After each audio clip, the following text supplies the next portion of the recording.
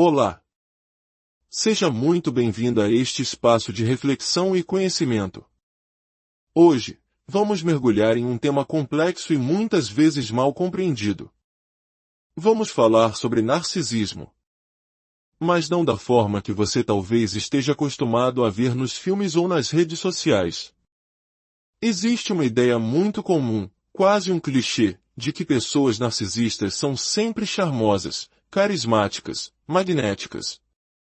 Aquele tipo de pessoa que entra em uma sala e atrai todos os olhares, com uma conversa envolvente e um sorriso cativante. E, por causa dessa imagem, muitas pessoas que vivem relacionamentos com personalidades tóxicas ficam profundamente confusas. Elas pensam, a pessoa na minha vida não é nada disso. Ela não é charmosa, não é bem-sucedida, às vezes é até socialmente desajeitada. Então, não pode ser narcisismo. Essa confusão é perigosa, porque as impede de nomear o que estão vivendo. Elas reconhecem os outros sinais, a falta de empatia gritante, o egoísmo patológico, o sentimento de que o mundo lhes deve algo, a arrogância, a raiva descontrolada. Mas a ausência daquele verniz social, daquele charme de capa de revista, as faz duvidar. Elas pensam, isso que estou vivendo é horrível, mas deve ser outra coisa. Então, hoje, vamos voltar ao básico. Vamos desconstruir essa imagem e entender o que realmente define o narcisismo. Primeiro, é fundamental entender que o narcisismo é um traço de personalidade. Isso significa que ele é consistente e persistente. Não é sobre como alguém se comporta em uma tarde ruim, no dia em que perdeu o emprego. É um padrão que se repete ao longo do tempo, em diversas situações. Sim, eles podem ligar e desligar certos comportamentos, mostrando uma face para o mundo e outra entre quatro paredes, especialmente com aqueles que consideram garantidos, como familiares, cônjuges ou funcionários. Mas o padrão está sempre lá, rígido e inflexível. E quais são os pilares desse padrão? O que realmente qualifica o narcisismo? O primeiro, e talvez o mais importante, é a empatia baixa ou variável. Especificamente, a falta de empatia emocional. Eles podem até entender intelectualmente que você está triste, mas não conseguem sentir a sua dor. Seus sentimentos são um incômodo para eles. O segundo é o sentimento de direito, a crença de que merecem tratamento especial, que as regras não se aplicam a eles. Isso anda de mãos dadas com a grandiosidade, uma visão inflada de si mesmos e de suas próprias capacidades. O terceiro é um egoísmo patológico. As necessidades, desejos e sentimentos deles sempre vêm em primeiro lugar. O mundo gira em torno deles. E, finalmente, uma necessidade excessiva de admiração e validação, ou, alternativamente, a crença arrogante de que já merecem toda a admiração do mundo e se enfurecem quando não a recebem. Essa raiva, quando contrariados, é uma marca registrada. Esses pilares se traduzem em comportamentos tóxicos que destroem relacionamentos, manipulação, dominação, traição, raiva, agressão passiva e a clássica vitimização. Quando não conseguem o que querem, eles são as vítimas. Invalidação dos seus sentimentos e promessas futuras que nunca se cumprem são ferramentas comuns. Agora, preste atenção, em nenhum momento nesta lista de características fundamentais eu mencionei charme e carisma. Charme e carisma não são qualificadores do narcisismo. São ferramentas. Acessórios. Podem estar presentes, e quando estão, tornam o quadro todo mais confuso, especialmente na fase inicial de love bombing. Mas não são obrigatórios. Empatia baixa, sentimento de direito e arrogância, esses sim, são obrigatórios. Sem eles, não estamos falando de narcisismo. O charme e o carisma, quando existem, tornam o vínculo de trauma, aquela ligação tóxica difícil de quebrar, ainda mais forte. Afinal, foi essa fachada que te atraiu. É enlouquecedor ver a pessoa que te maltrata em particular ser absolutamente encantadora com os outros, fazendo com que você pareça o problema.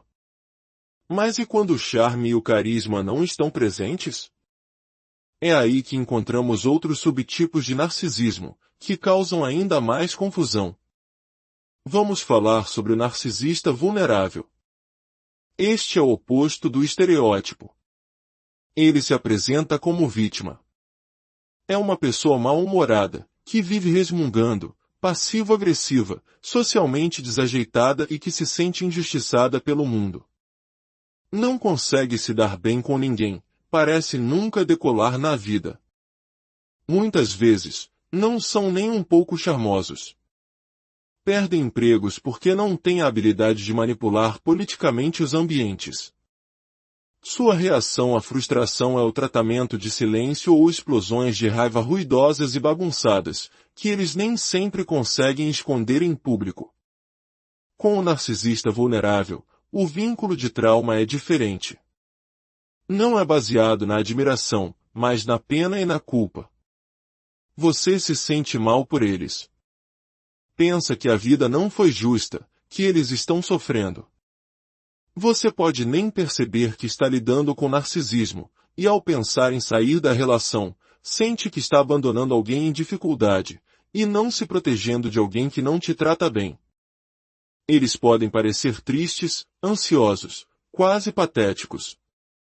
E é fácil não perceber os outros traços, a baixa empatia, a crença de que a vida deles deveria ser mais fácil que a dos outros, a paranoia de que o mundo os persegue. Você confunde um padrão tóxico com tristeza ou dificuldade. Depois, temos o termo oculto ou encoberto, que gera uma enorme confusão. Algumas pessoas usam o narcisista oculto para descrever aquele que é maldoso em particular, mas charmoso em público.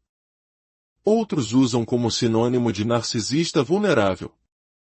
Na pesquisa acadêmica, o termo é usado de outra forma. É uma bagunça.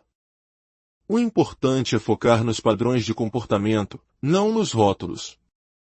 Existem ainda outros tipos sem o brilho do carisma. O narcisista maligno, por exemplo. Eles não são charmosos, são intimidadores desde o início. São controladores, agressivos, e a sensação que passam é de medo. O vínculo aqui é formado pela coerção, especialmente quando há uma grande diferença de poder. A pessoa se sente sem saída, sem apoio, e acaba cedendo ao controle. E há também o narcisista moralista, ou justo. Eles também não são charmosos, mas podem parecer virtuosos. São extremamente responsáveis, trabalhadores, organizados, talvez religiosos. Pessoas que, de fora, parecem exemplares. O problema é que usam essa suposta virtude como uma arma. São extremamente julgadores, críticos, rígidos e se sentem moralmente superiores a todos.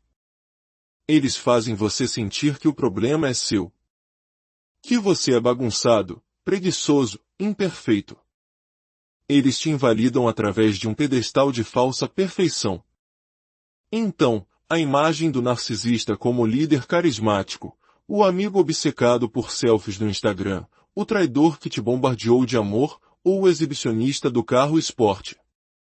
Tudo isso pode ser verdade, mas é apenas uma parte do quadro. É como uma caixa de bombons envenenados. Por fora, todos podem parecer iguais, mas o recheio tóxico varia. Enquanto uma pessoa está lidando com um bombom de traição carismática e grandiosidade, você pode estar mordendo um caramelo de raiva, vitimização e ansiedade social. Ambos são venenosos. Não se perca na ideia de que ele não pode ser narcisista porque não é charmoso ou ele não pode ser narcisista porque até explode na frente dos outros. O narcisismo está nos padrões, públicos ou privados, com cobertura de carisma ou sem. E por que entender tudo isso é tão importante? Porque essa compreensão é a chave para te libertar. Liberta da culpa, da dúvida, dos ciclos de confusão. Ajuda você a aceitar radicalmente a realidade da situação, a manter expectativas realistas, a se desvencilhar emocionalmente e, finalmente, a começar a curar. Você não é o problema. Você não está imaginando coisas. Você está apenas lidando com um recheio diferente da mesma caixa tóxica. Se este conteúdo te ajudou a enxergar algo com mais clareza, a validar uma experiência sua, considere compartilhá-lo. O conhecimento é uma ferramenta poderosa de libertação. Ao espalhar essa informação, você pode ser a luz que alguém, perdido na confusão e na culpa, precisa para encontrar o seu próprio caminho de cura e recuperação. Juntos, criamos uma comunidade mais forte e consciente. Muito obrigado por